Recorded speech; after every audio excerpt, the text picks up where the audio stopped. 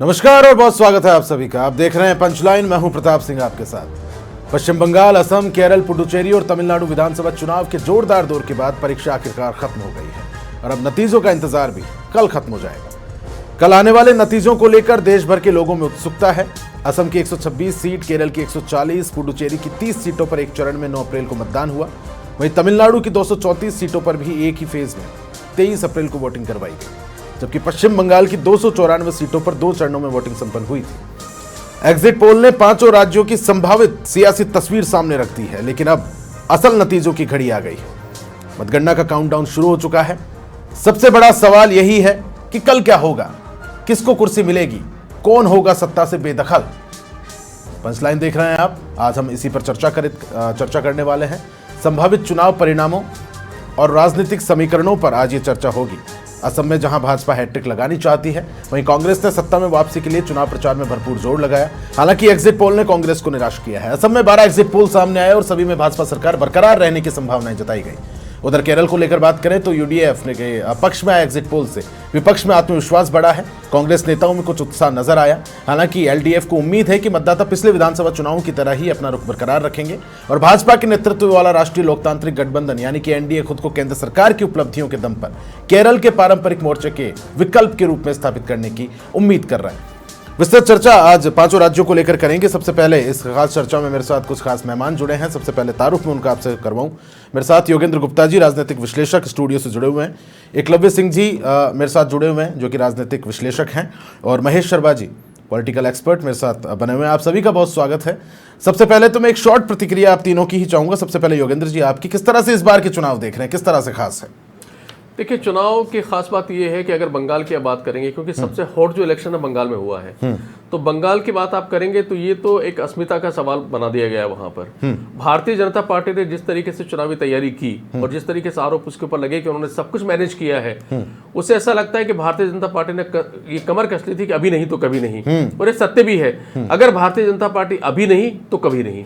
जहां तक ममता का सवाल है, ममता तो आप जानते हैं जुझारू लेडी है, उन्होंने पूरा चैलेंज एक्सेप्ट किया और ममता ने इस पूरे चुनाव को अपनी बंगाल की धरती से जोड़ दिया और ये कहा कि अगर ये लोग यहां पर आएंगे तो पूरे के पूरे चुनाव, पूरी हमारी जो संस्कृति है उसको नष्ट कर देंगे। तो यकीन मान के चलेगा, एक जो चुनाव है वो परिणाम चाहे जो भी आए, इसकी धमक आपको अगले कई सालों तक देखने को मिलेगी और बंगाल से लेकर दिल्ली तक और दिल्ली से लेकर यूपी तक आपको देखने को मिलेगी। एकलव्य जी,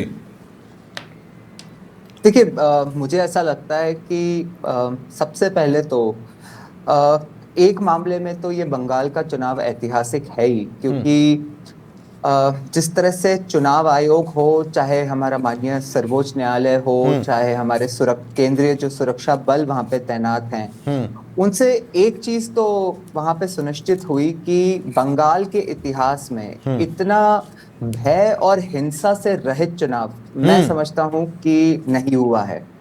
और देखिए, जो इसके परिणाम स्वरूप जो वहां पे वोटर टर्नआउट निकल के आया, उससे देखिए मेरे हिसाब से तो 2 ही चीजें हो सकती हैं कि या तो 3 कार्यकाल के बाद भी ममता जी इतनी प्रभावी हैं कि उनके विरोध में कोई एंटी इनकम्बेंसी नहीं बल्कि एक ऐतिहासिक लहर है, और या फिर ये हो सकता है कि वहां पे जनता ने ये जो वोट दिया है वो बदलाव के लिए नहीं बल्कि एक बदला लेने के लिए लिया है। तो आगे हम डिस्कस कर लेंगे कि इसमें से कौन सी स्थिति ज्यादा लगती है। ठीक है। योगेंद्र गुप्ता जी मेरे साथ, माफ कीजिएगा, महेश शर्मा जी जुड़े हुए हैं। महेश जी, आपकी पहली प्रतिक्रिया इन चुनावों को लेकर? देखिए, जहां पहले सत्ता में जो भी राजनीतिक दल रहे हैं उनकी तो प्रतिष्ठा है ही दांव पे। कहीं जहां मतलब भाजपा जो चाह रही है कि बंगाल में वापिस से अपने वहां पे मतलब प्रवेश करे, सत्ता में आए, तो ये एक सबसे बड़ा मतलब उसके लिए एक चुनौती है।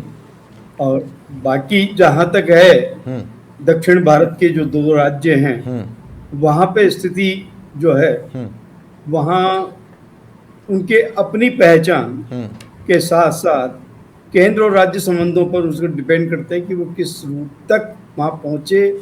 उनकी जो मौजूदा जो सत्ताएं हैं वो उस चीज को कितना भुना पाती हैं। और रहा सवाल असम का, तो असम में भी उसकी बीजेपी की जो प्रतिष्ठा है वो दांव पे इसलिए है क्योंकि ये अगर इस बार जीत जाती है बीजेपी, तो उसकी हैट्रिक बनने की संभावना है। ठीक है, ठीक है। अच्छा देखिए, कहीं ना कहीं एकलव्य जी, मेरा सवाल सबसे पहले आपसे है, कहीं ना कहीं इंडिया जो है, भारत वो एक इमोशनल कंट्री है। जिस प्रकार से प्रधानमंत्री जाकर झालमुरी खाते हैं, ममता जी स्कूटी चलाती है, सब्जी खरीदती हुई नजर आती है, राहुल जी साइकिल चलाते हैं, क्या इनका इम्पैक्ट पड़ता है वाकई चुनाव में? किस तरह से देखते हैं आप इसको, इमोशंस से रिलेट करने को लेकर? देखिए, मैं समझता हूँ कि दोनों ही जो नेता हैं, प्रधानमंत्री जी हों या ममता जी हों, ये दोनों एकदम जिसे कहते हैं कि धरातल के सबसे निचले स्तर से उठ के आए हैं, तो वो इस ग्रास रूट कनेक्ट को अवश्य समझते हैं। लेकिन मैं समझता हूँ प्रताप जी कि एक जो बहुत ही इन दोनों में ही जो मेन टक्कर जो बंगाल में थी, और उसमें भी पर्टिकुलरली ये कि यदि बीजेपी को ममता जी से अगर टक्कर लेने की पोजीशन में वहां पे आना था, तो सबसे आवश्यक था उनके लिए ममता जी के मेन वोट बैंक में सेंधमारी करना, और वो है उनका महिला वोट बैंक। और जिस तरह के हमने नंबर्स देखे हैं, उसमें जो वोट बैंक में जो वोटर टर्नआउट में जो महिलाओं का पर्टिकुलरली जो टर्नआउट के जो फिगर्स आए हैं, तो ये तो क्लियरली है कि उनने मतलब बहुत बढ़ चढ़ के वोट किया है। और मैं व्यक्तिगत तौर पे ऐसा मानता हूं प्रताप जी कि जो आरजी कार की पर्टिकुलरली जो घटना थी, उसका इसमें बहुत बड़ा योगदान है। और उसमें भी मैं, और ऐसा नहीं है कि आरजी कार जैसी घटनाएं दूसरे राज्यों में नहीं होती, लेकिन ऐसी घटना हो जाने के बाद जो पीड़ित परिवार है उसको सहयोग नहीं मिलना, और उसी तरह से जो जिनने उस घटना को अंजाम दिया, उनको एक तरह से संरक्षण मिलना, मुझे लगता है कि इसका बहुत बड़ा इम्पैक्ट हुआ है, जिसकी वजह से कि बीजेपी ये सेंधमारी करने में सफल तो रही है वहां पे। ठीक बात है। अच्छा, योगेंद्र जी मेरे साथ बने हुए। योगेंद्र जी देखिए, पांचों राज्यों के चुनावों को लेकर बात करें, एक जो कॉमन फैक्टर, एक जो पैटर्न नजर आता है, वो है इस बार मतदान बम्पर वोटिंग यहाँ पर दर्ज की गई। ये कितना इफेक्ट डालेगा चुनावों को लेकर बात करें, और ये किसमें हक में संभावित, जिस तरह से कयास लगाए जाते हैं कि मतदान कम हुआ तो इसके पक्ष में जाएगा, ज्यादा हुआ तो उस पक्ष में जाएगा, ये वाकई पक्ष तय करता है? नहीं, देखिए, मतदान ज़्यादा होना निसंदेह जो इलेक्शन के रिजल्ट होते हैं उस पर डालता है, असर बिल्कुल डालेगा वो। अब सवाल ये कि असर किस पे डालेगा, तो पहले तो ये कि मतदान ज़्यादा क्यों हुआ। तो देखिए, मतदान ज़्यादा होने के पीछे तो बहुत सारे कारण होते हैं। डेफिनेटली जहाँ पे फाइटिंग बहुत ज़बरदस्त होती है, वहाँ पे राजनीतिक दल पूरी कोशिश करते हैं कि जो मतदाता है वो घर से बाहर निकले और वहाँ पर वोट डाले। चुनाव आयोग की अपनी कोशिश होती है, जिस तरह से बंगाल में उन्होंने कहा कि भय रहित चुनाव होंगे, तो आप चुनाव वोट डालने आ सकते हैं। तो सबका मिला जुला एक प्रारूप जो होता है वो निकल करके आता है, मतदान बहुत ज्यादा होना।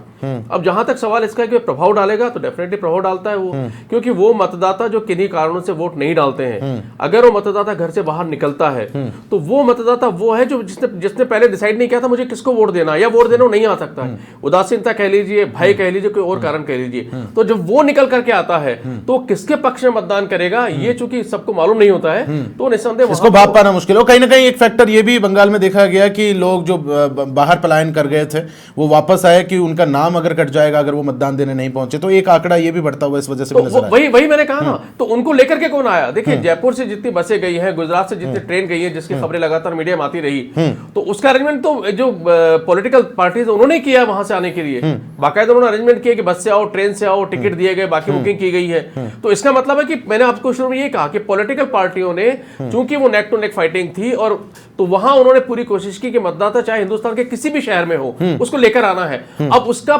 चाहे आप ये कह दें कि एसआईआर का भय कह लीजिए, अपने पाले में लाने कुछ और कह दीजिए, आप कुछ भी कहें, लेकिन कुल मिलाकर के उसको लाकर के उन्होंने मतदान करवाया। तो अब वो जो मतदाता आया है, वो मतदाता टीएमसी का है, भारतीय जनता पार्टी का है, कांग्रेस का है, सीपीआईएम का, किसका है ये अलग है। लेकिन वो जब आया है निकल करके, तो जो एक नॉर्मल होता है कि 70-75% के आसपास वोटिंग होती, और उठा करके 90+ पहुंच गई है, तो वो जो 10 से 15% का जो वोट निकल करके आया, वो वोट किसको देगा, किसको नहीं देगा, वो जब मतपेटियां खुलेंगी, उसका वोट जब निकलेगा, वो हमारे जितने में एग्जिट पोल है और हमारे जितने में आकलन है, उन सबको धराशायी कर देगा। और वही परिणाम कल आप सुबह से देखेंगे 8 बजे से, जब मतपेटियां खुलना शुरू होंगी। अच्छा, महेश जी मेरे साथ बने हुए। महेश जी देखिए, एसआईआर एक बड़ा फैक्टर है, उसको नजरअंदाज नहीं किया जा सकता। एसआईआर कितना बड़ा रोल प्ले कर रहा है इस बार के चुनाव में, खासतौर पर बंगाल को लेकर बात करें? हाँ बिल्कुल, इस बार जो बंगाल के चुनाव में एसआईआर बहुत बड़ा रोल अदा करने जा रही है।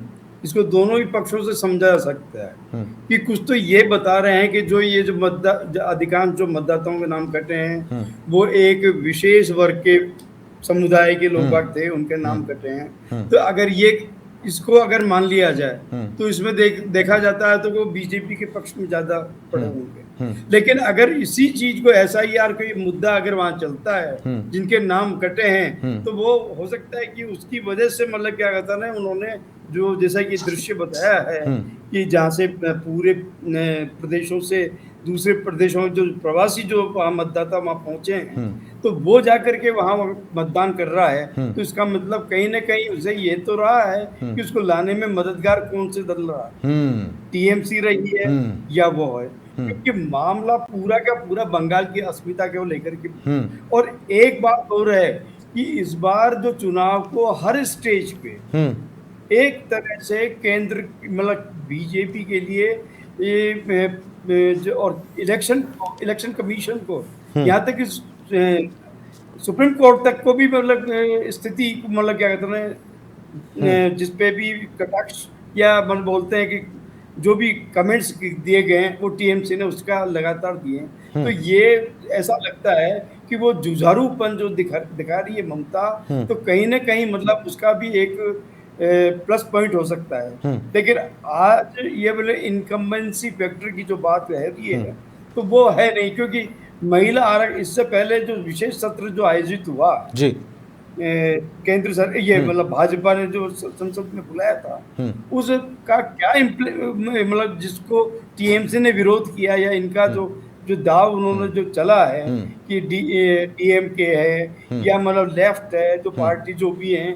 उनके अलायंस हैं जो उन्होंने कितना विरोध किया, तो ये अलग अलग राज्यों में मतलब इसका इम्पैक्ट क्या होता है क्या नहीं आता है, क्योंकि महिला वोट बैंक इस बार चूंकि सब जगह महिलाओं ने ज्यादा मतदान किया और मतदान सब जगह मतलब सभी राज्यों में ठीक है महिला मतदाताओं ने मतदान किया। ठीक है, एकलव्य जी से जी मैं एकलव्य जी की तरफ रुक करना चाहूंगा। एकलव्य जी मेरा आपसे सवाल है, पूरे देश को लेकर अब इस बार बात करें तो ये चुनाव कितना इम्पैक्ट उस पर डालेंगे? हालांकि बीजेपी तो 27 को लेकर भी आश्वस्त हो रही है, सूत्र इस तरह से भी कह रहे हैं। देखिए, मुझे ऐसा लगता है कि इसमें जिस तरह से इस बार बंगाल की पर्टिकुलरली बीजेपी की अगर बात करूं तो जिस तरह से बंगाल की बात इस बार बंगाल की प्रिपरेशन हुई थी और जो बीजेपी में जो कॉन्फिडेंस है उसके परिणामों को लेके यदि अगर बीजेपी वहां पे नहीं जीत पाती है तो अवश्य ही ये बीजेपी के लिए एक बड़ा झटका होगा। और देखिए, असम में मोर और लेस काफी क्लियर लग रहा है कि बीजेपी वहां पे रिपीट करेगी और पुडुचेरी में भी क्योंकि वहां पे मतलब एक controversy free stable free governance रहा है तो वहां भी एनडीए की लौटने की उम्मीद है। और एक बार के लिए अगर यदि मान लिया जाए कि तमिलनाडु में डीएमके का जो अलायंस है डीएमके और कांग्रेस का उसकी वापसी होती है और केरला में भी मान लिया जाए कि कांग्रेस सरकार जो है अपने अलायंस के साथ वहां पे आ जाती है तो इसके अल्टीमेटली देखिए मैं ऐसा मानता हूं कि इसके जो लॉन्ग टर्म इफेक्ट्स हैं वो मतलब कोई बहुत ज्यादा जो सेंटर का जो परिदृश्य है उसको चेंज नहीं करने वाले। बीजेपी तब भी सेंटर में सबसे स्ट्रॉन्ग पार्टी बनी रहेगी और उसी तरह से कांग्रेस सिवाय केरला के जहां पे कि उसके पास एक अपॉर्चुनिटी आएगी जिसकी कि कोई बहुत ज्यादा लोकसभा सीट्स तो है नहीं तो मैं नहीं, लेकिन एक बात जरूर है कि कांग्रेस के लिए ये जो देखिए जो इंडिया गठबंधन है ना, यदि अगर इसमें ममता जी जीत के आती हैं तो मैं आपको कह सकता हूं प्रताप जी कि आने वाले समय में फिर ये जो इंडिया अलायंस का जो लीडरशिप का जो कॉन्फ्लिक्ट है ये और बढ़ेगा, क्योंकि आने वाले समय में फिर बात होगी कि ये जो ममता जी जैसे लीडर या स्टालिन जैसे लीडर जो कि एक तरह से ग्रास रूट पे, देखिए सबसे बड़ी ताकत किसी लीडर की क्या होती है कि वो वोट गेटर है कि नहीं। तो अगर यदि बीजेपी के साथ सीधी लड़ाई में ये लोग एक वोट गेटर्स की तरह उभर के आते हैं तो सेंटर में मैं मानता हूं कि इंडिया अलायंस में एक लीडरशिप कॉन्फ्लिक्ट बढ़ेगा और यदि अगर जो बीजेपी परिणाम चाह रही है वो अगर परिणाम मिल जाते हैं तो बीजेपी और सशक्त होगी। ठीक है। अच्छा, योगेंद्र जी मेरे साथ बने हुए। योगेंद्र जी, फ्रीबीज आजकल ये पूरा माहौल हो गया है, सभी पार्टियां लोक लुभावने वादे करती है। कुछ आंकड़े मेरे पास है, केंद्र शासित प्रदेश ने माफ कीजिएगा, केंद्र सरकार की ओर से जो प्रदेश की जो सब्सिडी होती है उसके लिए 18 से 19 के बीच का ये आंकड़ा है, उसमें 1.87 लाख खर्च हुए थे। यही आंकड़ा 24-25 को लेकर हम बात करें तो 4.72 लाख करोड़ पर जा पहुंचा है। हालांकि रिजर्व बैंक भी इसके खिलाफ जो है अपनी चिंता जाहिर कर चुका है, नाराजगी प्रकट कर चुका है। तो ये कितना असरदार होती हैं, रेवड़ियां बांटना जिसे कहते हैं चुनाव के दौरान? देखो प्रताप जी, इसकी रेवड़ियों की शुरुआत जो की थी वो आम आदमी पार्टी ने की थी दिल्ली से, और तब इसका भरपूर विरोध किया गया था और भारतीय जनता पार्टी के सख्त खिलाफ थी। उसका तो कहना यह था कि भाई ये तो देश को बर्बाद कर देगी। लेकिन दिल्ली में जिस तरह लगातार 3 बार वो आम आदमी पार्टी जीती, और जीतने के बाद उन्होंने पंजाब में पैर बढ़ाया, उसके बाद गुजरात में उन्होंने जो पिछले इलेक्शन थे 2022 में, उसके अंदर बाकायदा उन्होंने 14% वोट शेयर लेके 5 सीट भी उन्होंने वहां से निकाल ली। तो भारतीय जनता पार्टी को समझ में आने लगा कि अगर हम इसको रिजिड रहेंगे कि हम नहीं देंगे, तो धीरे धीरे होगा ये कि दूसरी जो पार्टी दे रही है वोट बैंक वहां शिफ्ट होगा। क्योंकि भारत में अभी भी क्या होता है, आप एक छोटा सा देखिए, अगर कहीं पर लंगर लग रहा हो तो भले कुछ भी हो, अरे फ्री मिल रहा ना, चलो यार खा लेते हैं, ये कॉन्सेप्ट यहाँ पर है अभी भी। तो ये असर डाल तो भारतीय जनता पार्टी को समझ में आ गया। तो वही भारतीय जनता पार्टी जो इसकी सख्त विरोधी थी, उसने वहां बाकी राज्यों में जाकर के इसको शुरू कर दिया। तो ये तो तय है कि फ्रीबीज असर डालता है। अब बिहार को आप देख लीजिए, बिहार में क्या हुआ, जो 10,000 रुपए दिए गए वो 10,000 कैसा डाला। अगर आप 10,000 नहीं देते तो डेफिनेटली ये जो चुनाव परिणाम था उस परिणाम पे नहीं आता वो। तो ये तो समझ में आ गया सबको। तो चाहे भारतीय जनता पार्टी हो, चाहे कांग्रेस हो, चाहे आम आदमी पार्टी हो, या फिर कोई और पार्टी हो, ये तय है कि आने वाले समय में भी ये रुकेगा नहीं। और रुकेगा इसलिए नहीं क्योंकि ये असर डाल रहा है, और ये तुरंत असर डाल रहा है। अब यहाँ एक फर्क आ रहा है। फर्क क्या आ रहा है कि चुनाव के समय वादे किए जाएंगे, वादे करने के बाद में जब उनको पूरा करने का समय आएगा तो कहा जाएगा कि 5 साल के लिए वादा है, तो ये 5वें साल में होगा। जैसे पंजाब आप देखिए, पंजाब में जो आम आदमी पार्टी ने घोषणा की थी कि हर महिला को 1,000 मिलेगा, अब उन्होंने जब चुनाव करीब आ गए तो उसके 1 साल पहले शुरू किया है। तो ये उनको भी समझ में आता है कि भाई हमारा जो आर्थिक गणित है स्टेट का वो सारा बिगाड़ देगा। लेकिन राजनीति इस तरीके से हो गई है, और सत्ता में आना एन कैन प्रकरण हर राजनीतिक दल का एक उद्देश्य हो गया है। तो उस केस में वो चाह कर भी अगर नहीं चाहे तो भी उसको फ्री में देना पड़ेगा, ये मजबूरी है। अब या तो सारे दल के साथ बैठ जाएं और ये कहे कि चाहे कुछ भी हो, कितना नुकसान हो, कोई नहीं देगा, तब ये सुधर सकता है। लेकिन ऐसा नहीं हो सकता एक दल देगा दूसरा नहीं देगा। तो मुझे नहीं लगता कि फिलहाल रुकने की संभावना है, और ना रुकेगा, और इसका फायदा भी चूंकि हो रहा है इसलिए और ज्यादा आगे बढ़ेगा। अच्छा, मेरे साथ इस चर्चा में खास मेहमान और जुड़े हैं, प्रणव गोस्वामी जो कि राजनीतिक विश्लेषक है। प्रणव जी, मेरी आवाज आप तक पहुंच पा रही होगी? सबसे पहले स्वागत है आपका। प्रणव जी सुन पा रहे हैं? प्रणव गोस्वामी जी, मेरी आवाज आप तक पहुंच रही है? लगता है उन तक आवाज नहीं पहुंच पा रही है। हालांकि ठीक है, 27, 28, 29 के इफेक्ट को लेकर बात करें तो एकलव्य जी कितना ये इम्पैक्ट डालेगा इस बार के जो चुनाव है 27, 28 और 29 पर? देखिए, एक बात मैं आपको और बताऊं कि ये जो अभी आपने इमिडिएटली अभी जो फ्रीबीज की बात कर रहे थे ना प्रताप जी, देखिए मुझे ऐसा लगता है जिस तरह से अब जनता में इस फ्रीबीज को लेके जो संवाद होने लगा है ना, मुझे लगता है कि बदलाव आना शुरू हो गया है। देखिए, फ्रीबीज का अभी जैसे बंगाल की ही बात कर लें अगर, तो ऐसा नहीं है कि ममता जी ने फ्रीबीज की पॉलिटिक्स नहीं करी है, टीएमसी सरकार ने, उनका भी एक बड़ा जबरदस्त मॉडल रहा है खास करके महिलाओं को लेके। तो लेकिन देखिए क्या होता है ना कि फ्रीबीज कभी अकेले नहीं चलते। फ्रीबीज के साथ ये बहुत मतलब बड़ी समस्या है एक तरह से पॉलिटिकल स्ट्रेटजी में। क्योंकि क्या है प्रताप जी, फ्रीबीज एक ऐसी चीज होती है कि जैसे कोई शरबत होता है ना, कि आप उसमें मीठा डालते जाओ तो मीठा डालते जाओ डालते जाओ डालते जाओ, लेकिन एक समय ऐसा आता है जब वो मिठास बढ़ना कम हो जाती है, वो एक बीमारी बन जाती है। तो देखिए उसी तरह से देखिए बंगाल में एक ये महिलाओं में बहुत बड़ा कंसर्न हुआ है कि आते हुए पैसे तो किसको अच्छे नहीं लगते, लेकिन आपको फ्रीबीज मिल रहे हैं, लेकिन उन्हीं महिलाओं के भाइयों को, बच्चों को, पतियों को, उनको रोजगार के लिए उस राज्य से बाहर अन्य राज्यों में जाना पड़ता है। और अगर अभी आप ये जो एग्जिट पोल्स आए हैं इनका जब डेटा स्टडी करेंगे तो उनके एक मिश्रण में ये बात निकल के आती है कि लगभग 15% लोगों ने बताया है कि बेरोजगारी एक बहुत बड़ा मुद्दा है।